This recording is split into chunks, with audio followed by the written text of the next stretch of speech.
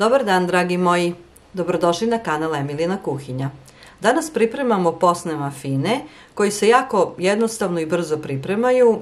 Ne treba puno materijala, a jako su ukusni i u dane posta dobro dođu za doručak, užinu ili večeru. Ako vam se dopadaju, ostanite sa mnom do kraja videa da vidite na koji način ću ih pripremiti.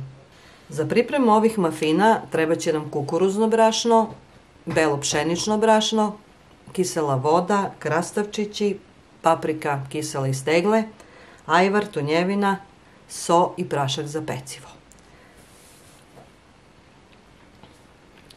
2 decilitra kisele vode sipamo u činiju, decilitar ulja,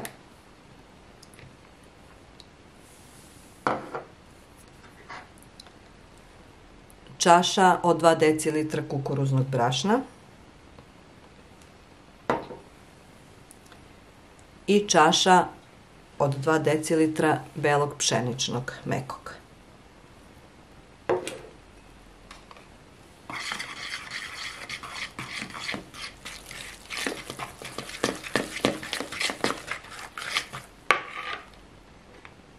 Ovdje imam naseckanih 4-5 krastavčića, to možete vi sami koliko želite. Kisela paprika naseckana, ovdje imam samo jednu, ali malo veća je bila.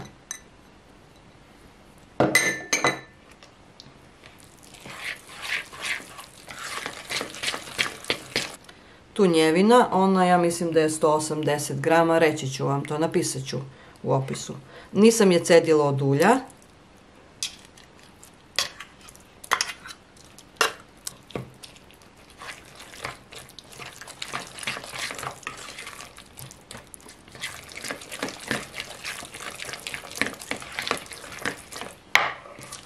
Prašak za pecivo trebalo je da se stavi odmah nakon brašna, ali nije bitno, evo stavit ću. Neću ceo, samo pola, to je nekih 6 grama. Vi možete posoliti, ja neću, zato što su i krastavčići, i paprika, i tunjevina već dovoljno slani, odnosno ukusni, tako da nema potrebe. I u ovu smesu dodajem kašiku ajvara, kašiku 2 kako god. Ovo je malo ljutkast ajvar, mi volimo tako.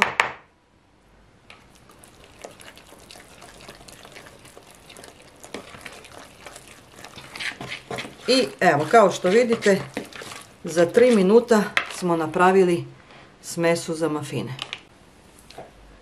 Rernu smo uključili na 200 stepeni da se greje. Sada stavljamo ove papirnate korpice.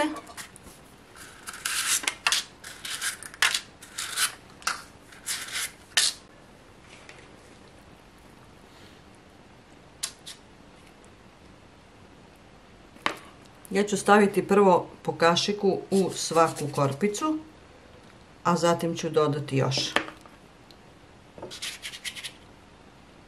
Evo, stavila sam po kašiku svuda, sada dodajem još malo.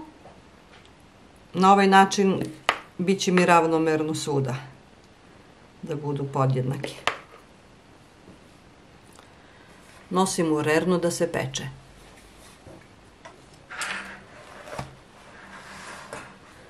Mafini su se pekli 25 minuta na 200 stepeni.